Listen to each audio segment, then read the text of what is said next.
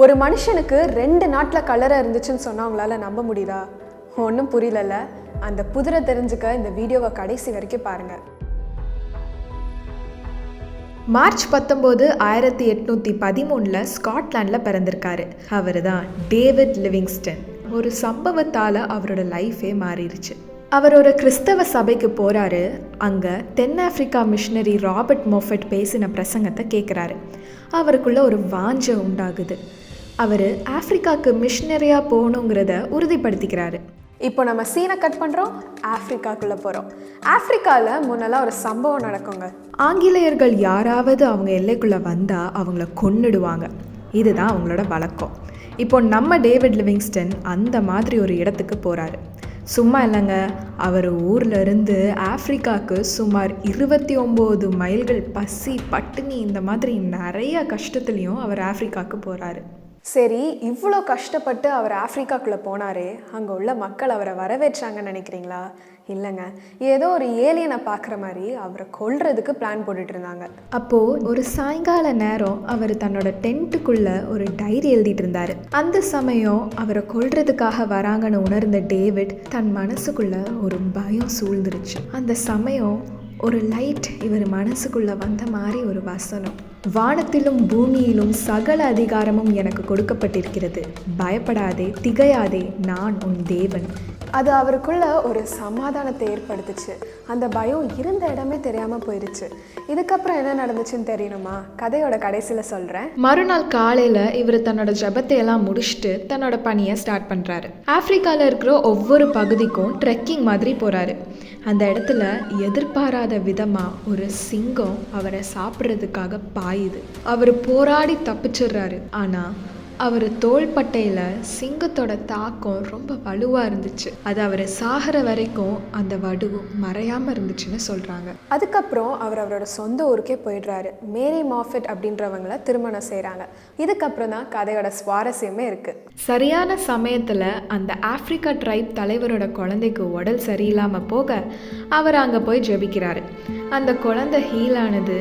அது அந்த தலைவருக்கு இவர் மேலே ஒரு நம்பிக்கையை வர வச்சுது. அந்த ஆப்பிரிக்கா தலைவர் ரட்சிக்கப்படுறாரு. அவருக்கு கொஞ்சம் கொஞ்சமாக தேவனை பற்றி சொல்ல ஆரம்பிக்கிறாரு. நான் கதையோட முன்னாடியே சொன்னேன்ல, அவர் டைரி எழுதிட்டு இருக்கப்போ அவரை கொல்லாமே திரும்பி போயிட்டாங்கன்னு. அந்த ரீசனை தெரிஞ்சுக்க அந்த தலைவர்கிட்ட கேட்டார்.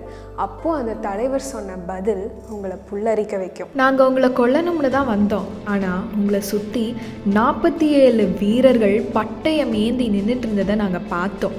அவங்க எங்கள் எல்லாரை விடவும் பல மடங்கு அதிக வலிமை உள்ளவர்களாக இருந்ததை பார்த்தோம். அதனால் நாங்கள் பயந்து ஓடிட்டோன்னு சொன்னாங்களாமா.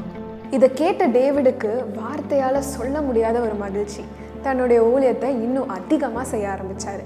ஊழியம் வளர வளர போராட்டங்கள் அதிகமாயிட்டே இருந்துச்சு. இதனால் அவரோட மனைவினால் அவங்க கூட இருக்க முடியல. 2 பேருமே சமாதானமாக பேசி அப்புறம் அவங்க மனைவி அவங்க குழந்தைங்களை கூட்டிகிட்டு திருப்பி அவங்க சொந்த ஊருக்கே போயிடுறாங்க. நாளடைவில் அவரோட உடம்பு சிக்காயிட்டே போயிட்டு இருந்துச்சு. 30 முறைக்கு மேலே மலேரியா காய்ச்சல்னால கஷ்டப்பட்டார். ஏறக்குறைய 5 வருஷத்துக்கு அப்புறம் அவருடைய மனைவியை பார்க்குறதுக்கு ஒரு சந்தர்ப்பம் அமைஞ்சிச்சு. என் கணவனான அடையாளம் கண்டுபிடிக்கவே முடியலை. ஏன்னா முகமெல்லாம் கருத்து போய் மெலிந்து போய் இருந்தார். அந்த சமயத்தில் அவர் மனைவியை பார்த்து சொல்கிறாரு, இந்த உலகத்தில் எனக்கு ஒரே ஒரு ஆசை தான், இந்த ஆப்பிரிக்கா தேசம் இயேசுவை ஏற்றுக்கொள்ளணும். இன்னும் சொல்லணும்னா அவரோட குழந்தைகளோட கூட அவர் டைம் ஸ்பெண்ட் பண்ணதே இல்லை. ஃபுல்லாக ஊழியம்னு வளர்ந்தார். கொஞ்ச நாளில் அவரோட மனைவி தன் கண்ணு முன்னாடியே இறந்து போகிறாங்க. அவங்கள அடக்கம் பண்ணுறதுக்கு கூட ஆள் இல்லாமல் தன் கையாலேயே அவங்கள அடக்கம் செஞ்சிடுறாரு. ஆனாலும் அந்த நிலைமையிலையும் அவர் ஊழியத்தை நிறுத்திடலங்க. நிறைய பேருக்கு சுவிசேஷத்தை சொல்கிறாங்க, நிறைய பேர் ரட்சிக்கப்படுறாங்க. இவருக்கு மருத்துவம் தெரிஞ்சதால் அங்கே இருந்த ஆப்பிரிக்கா மக்களுக்கு மலேரியா, லெப்ரசி போன்ற நோய்களுக்கு மருத்துவம் பார்த்தாரு. அங்கே இருந்த மக்கள் இவரை ரொம்ப நேசிக்க ஆரம்பிச்சிட்டாங்க. அவரோட உடல்நிலை லாஸ்ட் ஸ்டேஜுக்கு வர ஆரம்பிச்சிருச்சு. சும்மாங்கிற ஒரு மனிதன் ஒவ்வொரு கிராமமாக அவரை தூக்கிட்டு ஊழியம் செய்யும்படி போவானாம். ஒரு முறை சொன்னாராம், எனக்கு உடம்பெல்லாம் வலிக்குது, என்னால் முடியலை, என்னோட வீட்டுக்கே கொண்டு போங்கன்னு. அவர் அந்த அறைக்குள்ளே முழங்கால் படியிட்டு தான் நேசித்த தேவனிடத்தில் அவர் போய் சேர்ந்துட்டார்.